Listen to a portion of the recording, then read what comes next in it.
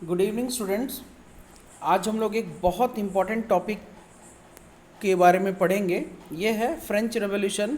इसको हिंदी में फ्रांस की क्रांति भी कहते हैं। इस टॉपिक में हम लोग ये जानेंगे कि आखिरकार वो कौन से कारण थे जो जो जो फ्रांस में क्रांति का कारण हुआ, फ्रांस में रेवोल्यूशन लाने का कारण हुआ। ये टॉपिक बहुत ही इम्पॉर्टेंट टॉपिक है। ये टॉपिक सिर्फ स्टैंडर्ड 9 के सिलेबस का ही नहीं है, ये आने वाले बहुत सारे एग्ज़ाम से रिलेटेड, खासकर जो भी आप एसएससी या पीएससी लेवल के एग्ज़ाम को अगर दीजिएगा तो उसका सिलेबस भी इसी टॉपिक से रिलेटेड होता ही है। चलिए शुरू करते हैं फ्रेंच रेवोल्यूशन के टॉपिक से। सबसे पहले हम लोग ये जानने की कोशिश करेंगे कि आखिर ये रेवोल्यूशन, ये क्रांति होने से पहले उस समय के राज्य की क्या व्यवस्था थी, क्या अवस्था थी। तो छोटा सा कहानी के रूप में सुनोगे तो आप लोग को बहुत अच्छा लगेगा, क्योंकि पढ़ते पढ़ते अक्सर हम लोग बोर हो जाते हैं और हम लोग के अंदर पढ़ने की इच्छा भी नहीं रखती है, रुचि भी नहीं रहता, हमारा इंटरेस्ट ख़त्म होने लगता है। मगर अगर कोई हमें कहानी के रूप में कुछ सुनाए तो सुनने में बहुत अच्छा लगता है और हम लोग को इंटरेस्ट भी आता है। मैं आप लोग को ये बता सकता हूँ कि आप लोग अगर एक बार पूरे मन से जस्ट ध्यान से सुन लोगे तो ये आप लोग को पूरी तरीके से क्रिस्टल क्लियर हो जाएगा। चलिए शुरू करते हैं। Condition of the kingdom. Basically उस समय जो फ्रांस देश था उसकी क्या हालत थी, तो इसके बारे में 1774 में लुइस 16 उस देश का राजा बना। लुइस 16 1774 में उस देश का राजा बना। राजा बनने के बाद मात्र वो 20 साल की उम्र में ही राजा बना था। जाहिर सी बात है, एक्सपीरियंस तो बिल्कुल नहीं था और उसको शुरू से ही लग्जरियस लाइफ जीने की आदत थी, क्योंकि राजा महाराजा लोग बहुत ज़्यादा ऐशो आराम वाली ज़िंदगी जीते हैं। चलिए नेक्स्ट उसने क्या किया, उसकी शादी मारी एंटोनेट से हुआ, जो ऑस्ट्रिया देश की प्रिंस थी। लेकिन यहाँ पर इसके साथ परिस्थिति क्या ख़राब मिली, जब ये राजा बना तो इसको जो भी खजाना मिला वो बिल्कुल खाली मिला। और साथ ही साथ ड्यू टू वॉर एक्सपेंस का मतलब है लुइस 16 ने प्रॉमिस किया था अमेरिकन कॉलोनीज़ को आज़ादी दिलाने के लिए। क्यों? क्योंकि अमेरिकन कॉलोनीज़ उस समय ब्रिटेन या ब्रिटिश के अंडर में था और फ्रांस का दुश्मन ब्रिटिश था, इसलिए ये कोशिश कर रहा था कि आप अमेरिकन कॉलोनीज़ को आज़ादी दिलाएगा तो उससे क्या होगा, इसका कंट्री भी थोड़ा स्ट्रॉन्ग बन जाएगा। चलिए, he was helping 13 American colonies to get freedom from the Britain as their common enemy. Britain को भी ये लोग अपना एनिमी ही मानते थे। चलिए, इसके बाद क्या हुआ, लुइस 16 ने बहुत बड़ा लोन लिया था। चूँकि ये पहले से इसके पास खजाना नहीं था तो इसने 2 बिलियन लेवर्स लिया था। लेवर्स होता है उस समय फ्रांस का करेंसी था, तो 2 बिलियन लिया था इसने। ये करेंसी 1794 के बाद फिर बदल गया, दूसरा करेंसी आ गया। इस वक्त तक क्या हो रहा था, किंग को बहुत ही मुश्किल हो रहा था to meet the expense to run the government, army and court. इन सब को रन करने के लिए उसको खर्चे चाहिए थे। ये खर्च को चुकाने के लिए इसने क्या किया, एक बहुत बड़ा लोन लिया। कितना? 2 बिलियन का लोन लिया। अब ये लोन को भरने के लिए इसके पास एक ही विकल्प रह जाता है, that was the king decide to increase the tax. घुमा फिरा के लोगों से ही टैक्स लेने के अलावा इसके पास और कोई उपाय नहीं था। चलिए आगे बढ़ते हैं। ये तो हो गया राज्य की हालत। अब क्या हुआ, अब basically condition of the society. हम लोग इस समय जो समाज की अवस्था थी वो क्या थी, लोग किस तरीके से त्राहिमाम कर रहे थे। चलिए, कंडीशन ऑफ द सोसाइटी क्या है। उस समय फ्रांस का सोसाइटी 3 ग्रुप में बटा हुआ था, first state, second state and third state. तो फर्स्ट स्टेट के जो मेंबर्स थे वो लोग के पास बहुत सारा धन था, अमीर थे, ज़मीन जायदाद सारे थे, और इनको हम लोग क्लर्जी पीपल कहते हैं। बेसिकली ये लोग चर्च से रिलेटेड काम में जुड़े हुए थे and they were free from the taxes. मज़े की बात यह है, ये इतना अमीर घराना था, अमीर लोग थे, बहुत सारा प्रॉपर्टी और पैसा था, मगर इनको टैक्स से छूट मिल गया था। And enjoying certain privilege by birth, मतलब पादरी या चर्च से जुड़े हुए लोगों के घर में जन्म लेने का सबसे बड़ा फ़ायदा इनको मिला कि इनको छूट मिल गई कि इनको कोई टैक्स नहीं देना है। नेक्स्ट है द सेकेंड स्टेट पीपल। इनको हम लोग नोबेलिटी भी कहते हैं, नोबल मैन भी कहते हैं। तो इस घर के जो लोग थे इनके पास भी प्रिविलेज बाई बर्थ था कि भाई नोबल मैन के घर जन्म लिया तो हमें भी टैक्स नहीं देना पड़ेगा.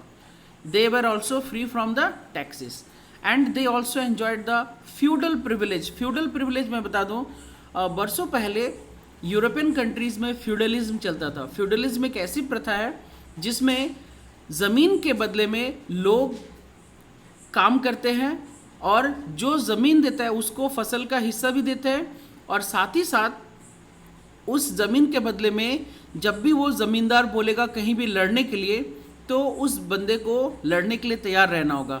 यही था फ्यूडल सिस्टम. चलिए आगे बढ़ते हैं. ज़्यादातर नोबल मैन तो फ्यूडल ही थे, तो उनके पास ज़मीन थी, उस ज़मीन में काम करने वाले लोग फ्यूडल के लिए काम करते थे. चलिए आगे बढ़ते हैं. Third state people. तो रेस्ट ऑफ द पॉपुलेशन, बाकी का जितना भी जनसंख्या था सारे लोग थर्ड स्टेट से थे. बेसिकली इसमें कौन कौन से लोग आएंगे? Businessman, merchant, lawyers, peasants, artisans, landlord, landless worker, छोटे लैंडलॉर्ड्स भी आते थे, शू मेकर, घड़ी मेकर, वॉच मेकर, सारे लोग. तो 60% of the land cultivated by the peasants owned by the nobles. मतलब 40% के आसपास ही लोग ऐसे थे जिनके पास अपनी ज़मीन थी. बाकी पॉपुलेशन का एक बहुत बड़ा भाग नोबल मैन के यहाँ काम करते थे. They serve lords in the army and in construction work. जाहिर सी बात है वो लोग आर्मी में भी काम करते थे और कंस्ट्रक्शन वर्क में भी काम करते थे. एंड चर्च टू का टैक्स कॉल्ड टिथ. सोच लीजिए ये लोग चर्च को भी एक टैक्स देते थे, उस टैक्स का नाम था टिथ. और साथ ही साथ ये लोग एक और टैक्स राजा को तो देना ही है भाई, जिस राज्य में रहेंगे, उस टैक्स का नाम था टेल. ये डायरेक्ट टैक्स था जो राजा को देना होता था. And A lots of indirect taxes from the people. लोगों के साथ इतना ज़्यादा शोषण हुआ कि इन लोगों को बहुत सारा डायरेक्टली टैक्स तो देना ही पड़ता था, साथ ही साथ इनडायरेक्टली टैक्स भी देना पड़ता था. तो tax was even posed on tobacco और सॉल्ट. सोच लीजिए इवन वो लोग जो तंबाकू का इस्तेमाल करते थे, तंबाकू पर भी टैक्स था और नमक पर भी टैक्स था. तो ये हो गया सोसाइटी का कंडीशन बेसिकली, कि सोसाइटी के लोग, जो लोग फ्रांस में रहते थे, उनकी क्या दुर्दशा थी. हमने पहली स्लाइड में ये देखा कि भाई जो राजा था, किंगडम था, उसकी क्या हालत थी. सेकंड, जो राज्य के लोग थे उनकी क्या हालत थी. चलिए नेक्स्ट में देखेंगे कि आखिरकार ये क्रांति की शुरुआत कहाँ से हुई. तो फ्रांस में एक कंडीशन आया जिसको हम लोग कहते हैं सब्सिस्टेंशियल क्राइसिस. एक बहुत बड़ा अकाल वाला, क्राइसिस वाला स्थिति आ गया. वो क्यों आया इसको समझना होगा. इसको समझिए कि during 1715 to 89 population increase from 23 million to 28 million. Population इतना ज़्यादा बढ़ गया, 23 से 28 मिलियन, दैट मीन्स 5 मिलियन, मतलब 50 लाख लोग बढ़ गए. लेकिन this led to the rapid demand of food grain. जाहिर सी बात है पॉपुलेशन बढ़ेगा, फूड ग्रेन चाहिए. लेकिन राजा ने इस फील्ड में कोई काम नहीं किया, ना नॉबल्स ने ये काम किया. इन लोगों ने प्रोडक्शन को बढ़ाने का कोई उपाय नहीं रखा. तो इससे क्या कारण हुआ? खपत बढ़ गया मगर प्रोडक्शन घट गया. तो इससे क्या होगा? अल्टीमेटली प्राइस बढ़ जाएगा. चीज़ों की कमी हो जाएगी तो प्राइस बढ़ना ही बढ़ना है. तो प्राइस बढ़ गया. तो ये जो प्राइस बढ़ा ये बहुत ज़्यादा बढ़ गया. और साथ ही साथ लोगों का जो वेजेस था, मतलब जो इनकी तनख्वाह थी, वो नहीं बढ़ी. तो इससे लोगों में एक बहुत बड़ा असंतोष हो गया और ये बहुत बड़ा रीज़न बन गया. लोगों के मन में राजा के विरुद्ध सवाल उठने लगे कि भाई जो फैसिलिटी राजा को देना चाहिए था, ये फैसिलिटी तो मिल ही नहीं रहा है. इस तरीके से यहाँ से शुरुआत हुआ. And due to bad weather स्थिति तब बहुत ज़्यादा ख़राब हो गई. बहुत ज़्यादा, चूँकि फ्रांस ठंडे देश में पड़ता है, वहाँ पर इस साल इतना ज़्यादा ठंड गिरा कि लोग फसल को काट नहीं पाए. और इससे क्या हुआ? स्थिति बहुत बुरी हो गई. और उस कंडीशन को हम लोग सब्सिस्टेंशियल क्राइसिस कहते हैं कि लोगों के पास खाने को अनाज भी लगभग ना के बराबर होने लगा. और इसी दौरान क्या हुआ? एक पढ़े लिखे लोगों का एक ग्रुप था जो थर्ड स्टेट में ही आते थे, मगर वो लोग बहुत ज़्यादा पढ़े लिखे होते थे, समझदार होते थे और बहुत तरह का काम करते थे, जिसको हम लोग, ये जो मिडिल क्लास का कॉन्सेप्ट आया, ये फ्रेंच रेवोल्यूशन से ही पूरे देश में आया. मिडिल क्लास का कॉन्सेप्ट, ये उस समय फ्रांस के सोसाइटी में नया ये मिडिल क्लास ग्रुप खड़ा हुआ. और इनमें से बहुत सारे लोग रिच बन गए बाय एक्सपेंडिंग ओवरसीज ट्रेड। ये लोग मैंने ट्रेडिंग करके और भी बहुत सारे छोटे मोटे काम करके इन लोगों ने अच्छा पैसा कमाया, मगर अभी भी इनका दर्जा थर्ड स्टेट पीपल का ही है। ये अभी भी सेकंड स्टेट या फर्स्ट स्टेट के बराबरी में नहीं आ सकते थे। फिर भी इन स्पाइट ऑफ मर्चेंट्स और manufacturers, they were lawyers, administrative officers, doctors, teachers, ये लोग इस पोस्ट पर थे। सिर्फ मर्चेंट और मैन्युफैक्चरर के अलावा भी ये लोग ये सारे पोस्ट, ये सारे मैंने हायर स्टडीज़ के दम पर इन पोस्ट को हासिल कर रखा था। They were educated and especially they believe in no group of society should be privilege by birth. इनका ये मानना था भाई जन्म के आधार पर छूट लेना ऐसा कोई सुविधा नहीं होना चाहिए। नेक्स्ट है, अब साथ ही साथ यहाँ पर फिलोसोफर्स मतलब जो उस समय के समाज शास्त्री थे, इन लोगों ने बहुत बड़ा रोल प्ले किया, बहुत बड़ा। जैसे हमारे देश में भी इन फिलोसोफर्स ने बहुत बड़ा रोल प्ले किया था हमारे देश की आज़ादी के लिए। उस टॉपिक पे हम लोग नेक्स्ट दूसरे वीडियो में आएंगे। अभी हम लोग पढ़ते हैं, उस समय बेसिकली 3 फिलोसोफर्स थे, जॉन लॉक, रूसो और मॉन्टेस्क्यू। तो जॉन लॉक के बारे में मैं बताऊंगा। इन्होंने किताब लिखा था टू ट्रीटीज ऑफ गवर्नमेंट, जिसमें इन्होंने क्रिटिसाइज किया था doctrine of the divine and absolute right of the monarch system. Monarch system का मतलब होता है राजा का बेटा ही राजा होगा। जाहिर सी बात है, चाहे वो लायक हो या नालायक हो। इस बात के ऊपर उन्होंने किताब लिखी थी कि भाई राजा का मतलब होता है पूरा देश को संभालना। तो देश को संभालने का काम उसी को करना चाहिए जिसमें देश को संभालने की एबिलिटी होनी चाहिए, क्षमता होनी चाहिए। इन्होंने इसी विषय पर किताब लिखा था। नेक्स्ट है रूसो। इन्होंने किताब लिखा था जिसका नाम था सोशल कॉन्ट्रैक्ट, और इनके किताब में स्पेशली क्या लिखा हुआ था, its book was basically based on the form of government which was based on the social contract between people and their representatives. इनका ये मानना था कि जो गवर्नमेंट बनेगा वो गवर्नमेंट स्पेशली वो गवर्नमेंट जो भी सरकार बनेगा वो एक तरह का कॉन्ट्रैक्ट होगा जो लोगों के साथ और सरकार के बीच में कॉन्ट्रैक्ट होना चाहिए, ताकि जो सरकार हो वो लोगों की भलाई के लिए काम करे, अपने लिए काम नहीं करे। तो उन्होंने एक बुक लिखा था जिसमें इस चीज़ को बहुत अच्छे से डिस्क्राइब किया था कि भाई गवर्नमेंट और लोगों के बीच में किस तरह का कॉन्ट्रैक्ट होना चाहिए, किस तरह का संबंध होना चाहिए, कैसे गवर्नमेंट को बनाना चाहिए। सरकार बनाने का इन्होंने एक ढांचा बताया था, स्ट्रक्चर को बहुत अच्छे से डिफाइन किया था। नेक्स्ट है मॉन्टेस्क्यू। इन्होंने एक बुक लिखा था, उसका नाम था स्पिरिट ऑफ द लॉज, मतलब कानून का जो आत्मा होता है वो क्या होता है। और इसमें इन्होंने फर्स्ट टाइम पूरी दुनिया के सामने इन्होंने लेजिस्लेचर, एग्जीक्यूटिव और जुडिशरी, ये 3 वर्ड्स को इन्होंने पूरी दुनिया के सामने ला के रखा कि भाई, और इन्होंने बताया था सेपरेशन ऑफ पावर, कि भाई लेजिस्लेचर, एग्जीक्यूटिव एंड जुडिशरी कैसा होना चाहिए। ज़रा सा आप लोग सोच के देखिए, ये जो 3 किताबें हैं, ये तीनों किताबें आपस में जुड़ी हुई है। जॉन लॉक ने जब किताब लिखा था कि भाई मोनार्की सिस्टम ख़त्म होना चाहिए, मोनार्की टाइप का तो गवर्नमेंट होना ही नहीं चाहिए, तो गवर्नमेंट कैसा होना चाहिए, तो इस विषय पर रूसो ने किताब लिखा था कि गवर्नमेंट होना चाहिए एक तरह का कॉन्ट्रैक्चुअल गवर्नमेंट होना चाहिए, कि मतलब जो सरकार लोगों के लिए भलाई के लिए ही काम करेगी।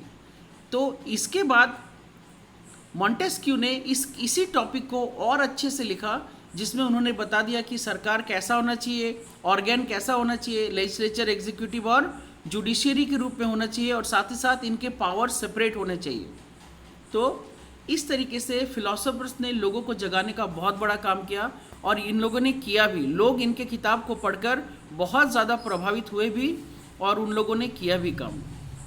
चलिए स्टार्ट करते हैं। ये जो डेट है 5 मई 1789, मतलब रेवोल्यूशन स्टार्ट होने वाला है। रेवोल्यूशन से पहले क्या क्या स्थितियाँ बनी, कि मतलब लोग बिल्कुल राजा के अगेंस्ट में आ गए। आप लोग सोच रहे होंगे लुईस 16, एक्चुअली यूरोपियन कंट्रीज़ का ये रूल होता था कि एक ही नाम को ये लोग कैरी करते रहते थे। इसका मतलब है लुईस 15 होंगे, 14 होंगे, 13 होंगे, मतलब 16वां पीढ़ी था ये जो फ्रांस पर राज कर रहा था। सोचिए राजघराना कितना स्ट्रांग होगा।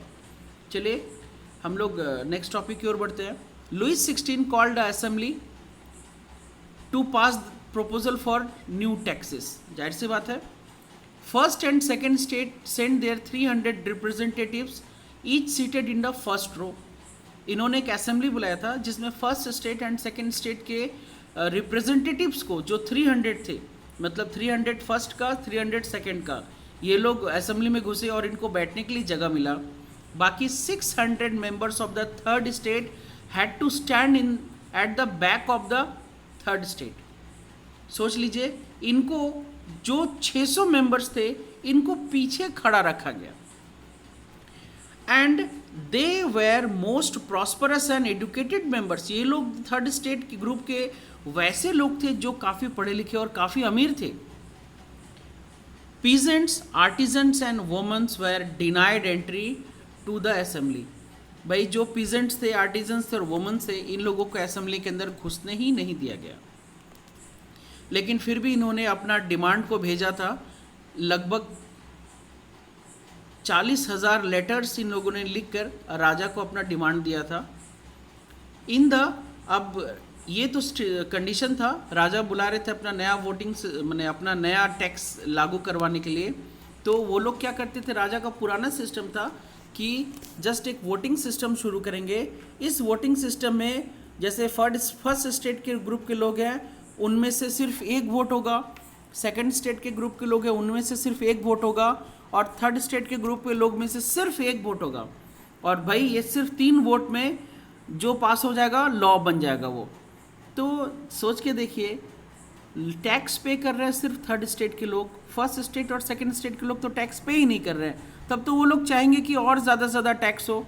तो जाहिर सी बात है, जो टैक्स दे रहा है वो तो बोझ तले मर रहा है, मगर उसका सुनने वाला कोई नहीं है। तो ये अर्लियर वोटिंग सिस्टम था कि each state general had one vote.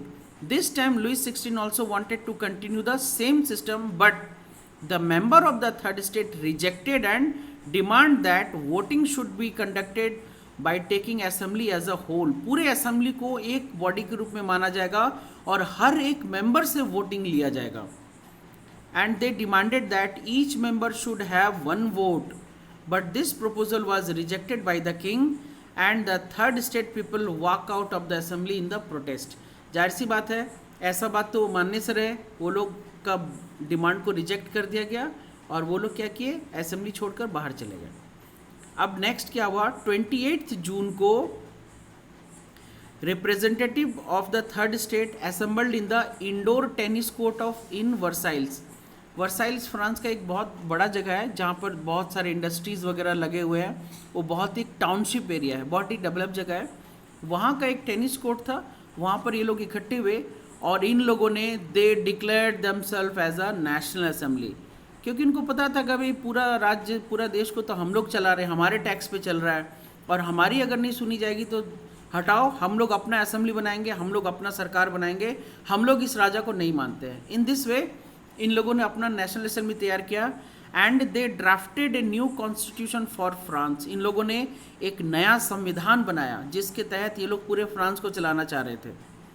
Which limit the power of the monarch. भाई इनके सिस्टम में एक ही चीज़ था कि भाई राजा वाजा बोल के कोई नहीं होगा, इसके सारे पावर्स को कम कर दिए जाएंगे या ख़त्म कर दिए जाएंगे। चलिए आगे बढ़ते हैं। ये तो लोगों का सोच था कि मीटिंग हुआ, ये लोग कैंसिल कर दिए, उसमें शामिल नहीं हुए, इन लोगों ने अपना एक नेशनल असेंबली बना लिया। अब क्या हुआ, रिवोल्ट की शुरुआत हो चुकी है। इनके नेशनल असेंबली बनने के बाद क्या हुआ, बेसिकली हम लोग वो चीज़ देखेंगे। क्या हुआ, इस दौरान national assembly was busy at Versailles for drafting a constitution, the rest of the France was in disturbance. जाहिर सी बात है, राजा का बात नहीं माना, नॉबल्स के अगेंस्ट में गए, किंग के अगेंस्ट में गए, तो भाई डिस्टर्बेंस तो होना ही था। सबसे पहला डिस्टर्बेंस तो नेचुरल वाला था कि शॉर्टेज ऑफ फूड, लोगों के पास खाना नहीं था, एंड बैड हार्वेस्टिंग की वजह से खाना तो कम था या नहीं था, और भी ज़्यादा जो खाना आना चाहिए था स्टॉक में वो भी नहीं आया। अब इससे क्या हुआ, increase in the price of bread. भाई जो ब्रेड लोग रोज़ खाने की चीज़ थी, इसका कीमत बहुत ज़्यादा बढ़ गया। And stocking of the bread by the bakers exploited the situation. ये जो बेकरी के लोग होते हैं जो ब्रेड बनाते हैं, इन लोगों ने क्या किया, स्टॉक को होल्ड करना शुरू किया ताकि और दाम बढ़ेगा और ज़्यादा मुनाफा कमाएंगे। और इस चक्कर में ये क्या हुआ, पूरा का पूरा सिचुएशन को पूरी तरीके से विस्फोटक बना दिया। लोग अब भूख से मर रहे थे, अब ये लोग लूट मार सब उतर आए। Situation of looting was started, the crowd destroy the Bastille showing the hatred against the king. Bastille एक किला टाइप का था जहाँ पर राजा का वो आर्मी वगैरह था, डॉक्यूमेंट्स वगैरह रखे हुए रहते थे। राजा का एक तरह से बोल सकते हो आप ऑफिस था, जिसमें आर्मी भी था, सारा चीज़ था। लोगों ने उस पर हमला किया, सारे चीज़ों को तोड़ दिया, फोड़ दिया। राजा का एक महल था, उस फोर्ट्रेस को डिस्ट्रॉय कर दिया और उसके स्टोन फ्रेगमेंट्स को बाज़ारों में बेच दिया। मतलब वो महल में जितने भी कीमती चीज़ें थी सबको उखाड़ लिया, लोगों ने महल में बेच दिया।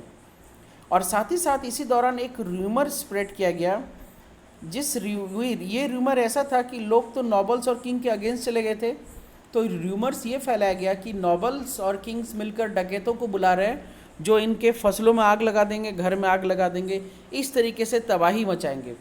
तो लोग इस रूमर से बहुत ज़्यादा डर गए और इन्होंने क्या किया कि भाई राजा हम पे हमला करवाएगा, उसके पहले इन लोगों ने राजा पर ही हमला कर दिया।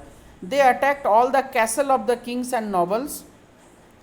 इन लोगों ने राजा के जो कैसल्स होते थे जहाँ पर इनका मतलब ऑफिस टाइप का होता था, जानवर रखे जाते थे, हथियार रहता था, डॉक्यूमेंट रूम रहता था, उसके ऊपर हमला किया। And peasants looted the holding grains, उसमें जो ग्रेन्स थे उसको लूट लिया। And burn the documents of dues, और जो भी इनके डॉक्यूमेंट्स थे ड्यूज वाले सब में आग लगा दिया। इसी दौरान a large number of nobles left the country, एक बहुत बड़ा नॉबल्स लोग का जो ग्रुप था वो डर के मारे देश को ही छोड़ के भाग गए उस समय।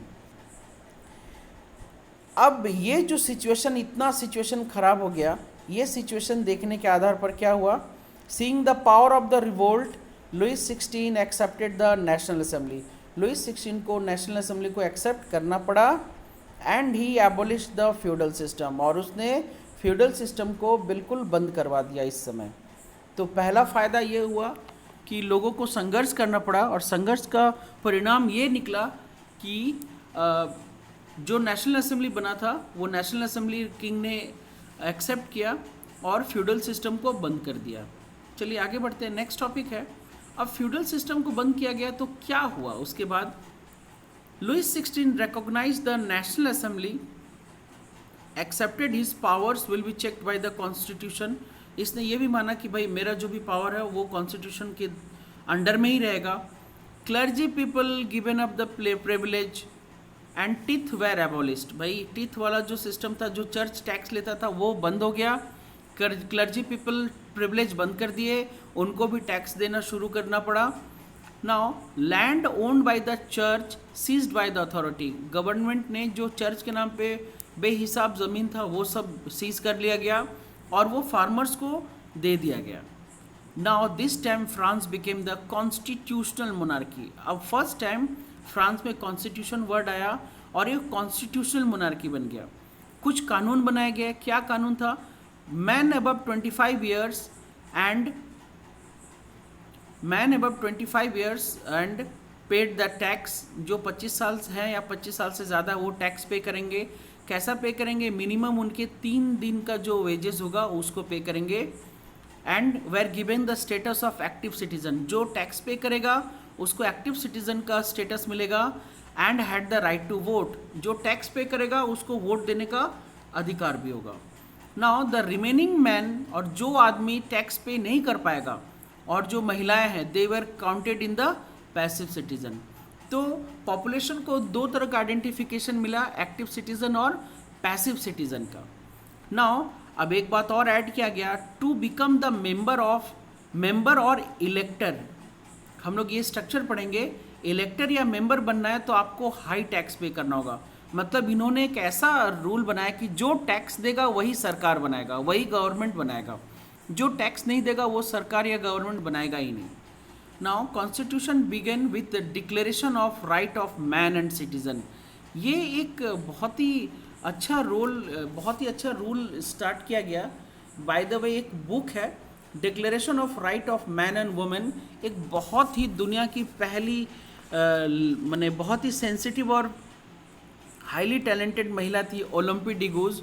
उन्होंने ये पुस्तक लिखा था जिसमें उन्होंने राइट्स जो मैन और सिटीज़न का मतलब एक आदमी और एक नागरिक दोनों के क्या राइट्स होने चाहिए, दोनों के क्या मतलब किस प्रकार आप समाज में रहते हो, आपके अधिकार क्या क्या है, ये सारा चीज़ उन्होंने उस बुक में लिखा था।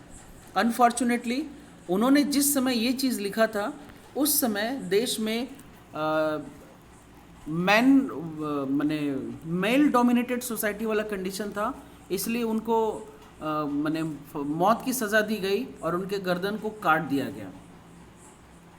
चलिए आगे बढ़ते हैं। इस समय फर्स्ट टाइम फ्रांस में क्या क्या हुआ, right to life, freedom to speech and freedom of opinion and equality before the law, मतलब लोगों के पास पहली बार बोलने की आज़ादी मिली, अपना जो एक फीलिंग है उसको एक्सप्रेस करने की आज़ादी मिली और लोग कानून के आगे इक्वलिटी इक्वल फील करने लगे। चलिए देखिए, हम लोग ज़रा देखते हैं, ये रहा उस समय का समाज का जो राजा का जो ढांचा था उसके बारे में देखेंगे ये किस तरीके से बनाया गया था। ये देखिए कि भाई पैसिव सिटीज़न बिल्कुल नीचे है, पैसिव सिटीज़न को कोई वैल्यू नहीं, पैसिव सिटीज़न नीचे रहेंगे, no voting rights and about 3 million mens थे। एक्टिव सिटीज़न में लगभग 4 मिलियन लोग थे। ये 28 मिलियन में से 4 मिलियन लोग एक्टिव सिटीज़न में आएंगे। ये एक्टिव सिटीज़न में से 50,000 मैन चुना जाएगा जो इलेक्टर्स के रूप में होंगे और 50,000 में से 745 चुने जाएंगे जो नेशनल असेंबली को बनाएंगे। ये नेशनल असेंबली मिनिस्टर्स को भी कंट्रोल करेगा क्योंकि मिनिस्टर्स यहीं से आएंगे और ये किंग को भी कंट्रोल करेगा और ये एक्टिव सिटीजन्स में से ही लोग जज बनेंगे जिसको हम लोग जुडिशरी कहेंगे और इन्हीं में से कुछ लोगों को आगे बढ़ाया जाएगा जो एग्जीक्यूटिव्स का काम करेंगे और कुछ लेजिस्लेचर का काम करेंगे। तो और इन्हीं में से कुछ मिनिस्टर्स रहेंगे, जो मिनिस्टर्स होंगे वो एग्जीक्यूटिव का ही काम करेंगे। तो ये मिनिस्टर्स के ऊपर कंट्रोल नेशनल असेंबली का होगा और नेशनल असेंबली पर कंट्रोल किंग का होगा, किंग का नेशनल असेंबली पर होगा और उसके पास वीटो पावर भी है जिससे वो कभी कभी इस्तेमाल करके किसी भी बात को सामने रख सकता है। चलिए आगे बढ़ते हैं। अब क्या हुआ, फ्रेंच रेवोल्यूशन कहाँ से स्टार्ट हुआ। Basically Louis 16 accepted the constitution, Louis 16 ने कॉन्स्टिट्यूशन को एक्सेप्ट कर लिया but he started secret negotiation with the king of Prussia and Austria. सोच लीजिए, कोई भी राजा, खानदानी राजा अगर कोई भी कॉन्स्टिट्यूशन को एक्सेप्ट करता है तो जाहिर सी बात है इसके मन में बहुत ही खुलकर विचार तो नहीं था, इसको दिखा कि मेरा राजगद्दी राजपाट तो छिन गया, ये एक्सेप्ट तो किया मगर ये धीरे धीरे प्रूशिया और ऑस्ट्रिया इन दोनों देश के राजाओं के साथ मिलके चुपचाप षड्यंत्र करने लगा।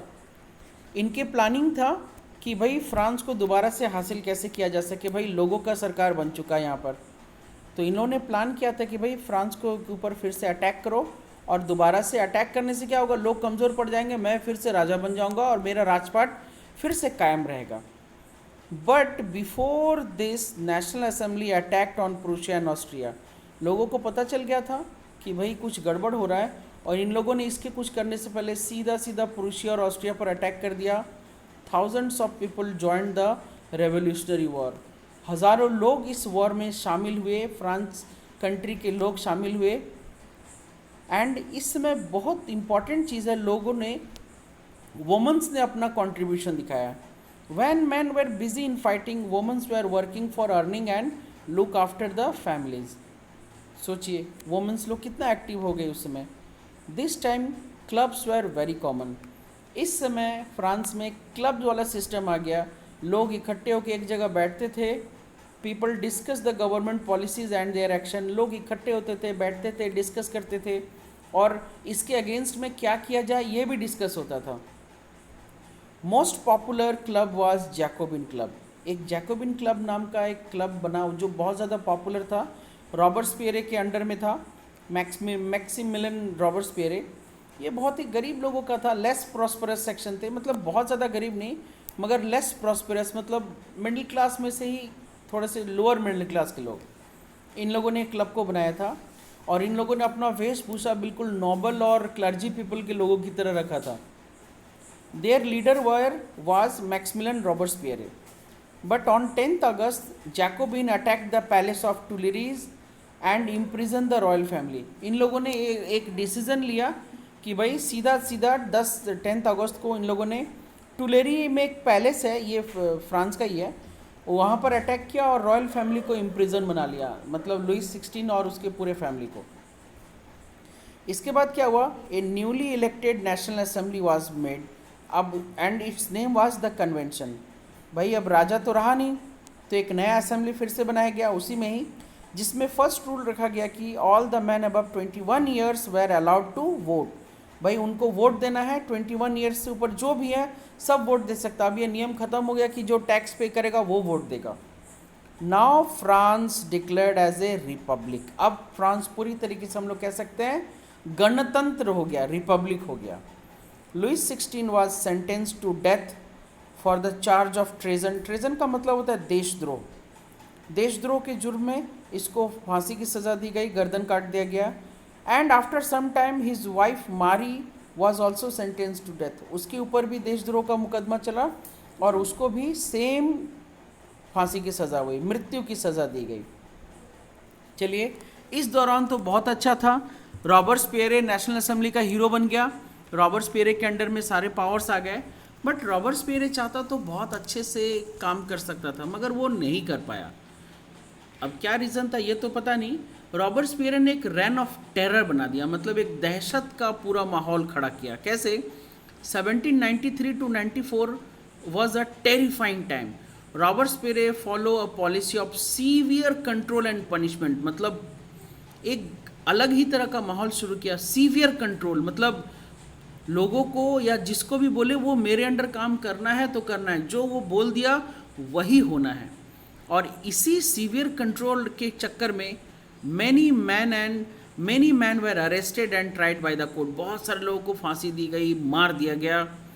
And those who were considered enemy were given death. जाहिर सी बात है, आप सरकार के अगेंस्ट में बोलोगे तो सीधी सी बात आपको सज़ा ही मिलेगी। ये पूरी तरह से डिक्टेटर बन गया था। कुछ काम अच्छे किए इसने, क्या किया? Churches were shut down and converted into barracks and offices, इसने चर्च को बंद करवा दिया। He was finally convicted by the court and guillotine, बहुत अंततः उसको पकड़ा गया जब वो कोर्ट के लोगों को ही फांसी वगैरह देने लगा, लेजिस्लेचर के लोगों को ही फांसी देने लगा, एग्जीक्यूटिव के लोगों को फांसी देने लगा। तो अल्टीमेटली इसके ऊपर भी केस चला और इसके ऊपर जुर्म साबित हुआ और इसका भी गर्दन काट दिया गया। अब क्या हुआ, जैसे ही Jacobins, after the fall of Jacobins, wealthier middle class were seized power, ये लोगों ने पूरा का पूरा पावर को अपने हाथ में कर लिया। फिर से ए new constitution was introduced in which 2 elected legislative council. अब एक नया कॉन्स्टिट्यूशन फिर से आया जिसमें 2 लेजिस्लेटिव काउंसिल्स होंगे। This council appointed A directory, ये एक पूरा का पूरा डायरेक्टरी अपॉइंट करेगा। An executive made of 5 members, executive में 5 ही मेंबर होंगे और उनके ऊपर एक डायरेक्टर होगा। And directors were clashing with the legislative council, भाई बन तो गया मगर अक्सर क्लैश होने लगे, क्योंकि जो डायरेक्टर्स बोल रहे थे वो काउंसिल के लोग नहीं मान रहे थे, जो काउंसिल के लोग बोल रहे थे वो डायरेक्टर नहीं मान रहा था। तो क्या हुआ, इससे एक पॉलिटिकल इंस्टेबिलिटी आ गया, मतलब बहुत अस्त व्यस्त राजनीतिक व्यवस्था। And this pave the way for the rise of Napoleon, और इसी दौरान नेपोलियन आया और वो एज ए डिक्टेटर बन के पूरे फ्रांस देश को सुधारा। नेपोलियन के बारे में स्टैंडर्ड 10 का chapter 1 the rise of nationalism में बहुत अच्छे से डिस्क्रिप्शन है। इस चैप्टर में हम लोग को सिर्फ इतना ही पढ़ना है। नेपोलियन आया, नेपोलियन ने खुद को 1804 में क्राउन मतलब होता अपने आप को ताज पहना दिया और अपने आप को फ्रांस का राजा घोषित कर दिया। और ये जितना दिन तक था 1804 से 1815 तक, लगभग 11 साल इसने बहुत अच्छे से किया। He conquered the neighbouring countries, आसपास के जो देश थे उन सबको अपने कब्जे में करके फ्रांस में मिला दिया, फ्रांस का बाउंड्री को बढ़ाया। एंड इसने बहुत सारे लॉ इंट्रोड्यूस किए, जैसे protection of properties, uniform weight system, uniform measurement system. And finally he was defeated in the battle of Waterloo in 1815। हम लोग इस विषय में आगे पढ़ेंगे कि नेपोलियन को भी साजिश के तहत वाटरलू एक जगह है वहाँ पर इसको साजिश के तहत इसको मार दिया गया, क्योंकि ये जो रॉयल फैमिली वाला सिस्टम था उसको बंद करवा दिया था। आगे पढ़ेंगे कि फ्रांस में वुमन का क्या कंडीशन था, वुमेन्स लोग क्या कैसे दौर से गुजर रही थी। तो कंडीशन ऑफ वुमेन हम लोग पढ़ेंगे। हम लोगों ने देखा कि जब रेवोल्यूशन हुआ तो वुमेन्स लोगों ने बहुत बढ़ चढ़ कर साथ दिया। लोग लड़ने गए थे, वुमेन्स लोग इसके पीछे सारा काम भी कर रही थी, कमाई वाला काम भी कर रही थी और घर को भी संभाल रही थी।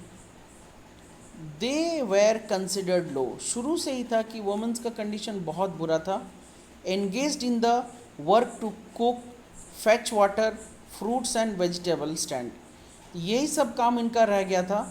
छोटा मोटा काम कि भाई खाना पकाना है, पानी भरना है, फ्रूट एंड वेजिटेबल लाना है, बेचना है, और क्यू में खड़ा होना है ब्रेड खरीदने के लिए, and to look after the children, ये इन्हीं का काम था। वेजेस वेर वेरी लो, अगर ये गलती से कहीं काम भी करती है तो इनको बहुत ही कम पेमेंट मिलता है, क्योंकि इनको कभी भी किसी प्रकार का ट्रेनिंग मिलता ही नहीं है स्किल्ड वाला काम करेगी, ये नॉर्मली छिटपुटी काम कर सकती है।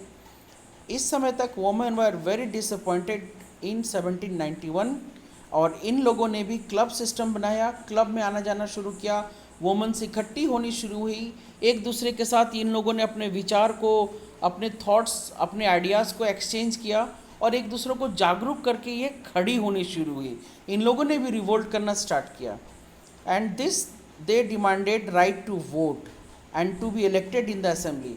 इनका फर्स्ट डिमांड था कि हमें वोट देने का राइट मिले और हमें असेंबली में इलेक्शन में खड़े होने का चांस मिले, and to hold the political office. इस समय तक इनके पास ये सारा राइट्स नहीं थी। So they started their own club and newspaper. इसी काम को आगे बढ़ाने के लिए इन लोगों ने अपना क्लब स्टार्ट किया, न्यूज़पेपर स्टार्ट किया, महिलाओं को इकट्ठा करना स्टार्ट किया और अपने शक्ति को देखना और दिखाना शुरू किया। Laws were pass to improve the condition of the women, इस समय लॉ पास भी किए गए। गेंड एक्सेस टू चिल्ड्रन, हाँ सबसे इम्पॉर्टेंट चीज़ था कि इन लेडीज़ लोग को पढ़ने की आज़ादी नहीं थी, तो ये लोग जब रिवोल्ट की 1791 के बाद इनको पढ़ने की आज़ादी दी गई। सबसे इम्पॉर्टेंट चीज़ यही हुआ कि इनको पढ़ने की आज़ादी दी गई, access to education and introduction to the state school system of compulsory education for children. बहुत होता था कि महिलाओं को, लड़की लोग को पढ़ाया नहीं जाता था, बट अब एजुकेशन इनके लिए कंपल्सरी कर दिया गया। Now they can marry according to their will. अब पहले था कि ये ज़बरदस्ती होता था, बट अब ये कानून में परिवर्तन किया गया कि भाई ये अपनी इच्छा के अनुसार अपने पसंद के लड़के से शादी कर सकती हैं। एंड डिवोर्स वर लीगल, इस समय तक डिवोर्स को भी लीगल कर लिया। अगर शादी के बाद नहीं रहना चाहते तो आप डिवोर्स लेके अलग रह सकते हैं। Now women can train for jobs and become artist to run the small business. अब रिवोल्ट के बाद ही क्या हुआ कि महिलाओं को भाई ट्रेनिंग मिलेगा, वो आर्टिस्ट बन सकती है और वो स्मॉल बिजनेस वगैरह करने के लिए तैयार भी हो सकती है। Ultimately they got the right to vote in 1946, लेकिन वोटिंग का सिस्टम तो इनको बहुत देर से मिला। ये 1791-92 का कंडीशन था, बट इनको वोटिंग देने का राइट 1947 को मिला। याद रखिएगा, हमारे देश में आज़ादी मिलने से जस्ट 1 साल पहले यहाँ की महिलाओं को वोट देने का अधिकार मिला। नाउ बेसिकली अब क्या हुआ कि रेवोल्यूशन के बाद क्या हुआ, basically many changes took place, बहुत सारे चेंज आए in the life of man, women and children. Idea of liberty, equality was in practice. Liberty and equality एक बहुत बड़ा बात है। लिबर्टी का मतलब होता है फ्रीडम ऑफ एक्सप्रेशन, आप अपने अभिव्यक्ति को, मतलब अपने फीलिंग्स को एक्सप्रेस कर सकते हो। अगर देश का सरकार सही कर रहा है तो आप सही बोलोगे, अगर गलत कर रहा है तो आप गलत बोलने का अधिकार रख सकते हो।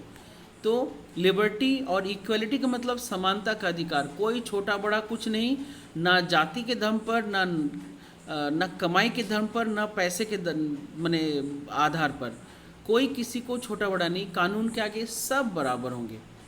ये जो चीज़ तो आया ही आया, और ये चीज़ पूरी दुनिया में फ्रेंच रेवोल्यूशन ने लोगों के सामने दिखाया। साथ ही साथ एबोलिशन ऑफ सेंसरशिप था, provided the freedom of speech and expression, मतलब कोई भी न्यूज़पेपर वगैरह क्या छापना है, राजा ने अगर गलत किया तो गलत नहीं छाप सकते, आपको अच्छा ही छापना है। तो इस तरीके से सेंसरशिप वाला सिस्टम ख़त्म हुआ और लोगों के पास स्पीच एंड एक्सप्रेशन, भाषण देना और एक्सप्रेस करना, व्यक्त करना, इन सब के आज़ादी मिल गई। And growth of newspaper, pamphlet, book, अब ये मिल गया, ये भी छूट मिला जिससे लोग अपने भावनाओं को व्यक्त करने लगे। और राजा क्या कर रहा है, उसके सरकार क्या कर रहा है उसके बारे में लोगों को पता चलने लगा। सरकार क्या करना चाहता है वो भी पता चलने लगा, और साथ ही साथ लोग क्या सोचते हैं फीडबैक भी राजा को मिलने लगा, सरकार को मिलने लगा। Now education, access to women, हम लोगों ने पहले भी पढ़ा था कि इस रेवोल्यूशन के बाद महिलाओं को भी पढ़ने का अधिकार और सुविधा मिलने लगा। And freedom in the woman life, woman life में किस किस चीज़ की फ्रीडम आ गया, मैरिज का, वोटिंग का एंड जॉब का। तो इस तरीके से हमने ये चीज़ देखा कि ये पूरा का पूरा फ्रेंच रेवोल्यूशन कैसे हुआ और किस किस कारणों से हुआ और कितने दिन के अंदर हो गया। 1789 से 1799 के अंदर फ्रेंच रेवोल्यूशन हो गया। फ्रांस ने अपने मोनार्की सिस्टम, राजा को ख़त्म किया। फ्रांस के लोगों ने अपना नियम बनाया, अपना कॉन्स्टिट्यूशन बनाया और वोटिंग के थ्रू चुन के, जैसे हमारे देश में है उसी तरीके से अपने रिप्रेजेंटेटिव्स को भेजा और वो अपना गवर्नमेंट बनाए। तो इस तरीके से सीधी सी बात है, राजा चाहे कितना मजबूत हो, अगर लोग चाहेंगे तो राजा रहेगा, लोग नहीं चाहेंगे तो कोई भी राजा नहीं रह सकता है। चलिए, ये फ्रेंच रेवोल्यूशन कंप्लीट हुआ। अगर इससे रिलेटेड कोई भी आप लोग को क्वेश्चन हो तो आप लोग मुझे कमेंट करके भेज सकते हैं। आशा करता हूँ ये वीडियो आप लोग को पसंद आया होगा। अगर पसंद आए तो लाइक, शेयर एंड सब्सक्राइब ज़रूर कीजिएगा। धन्यवाद। जय हिंद।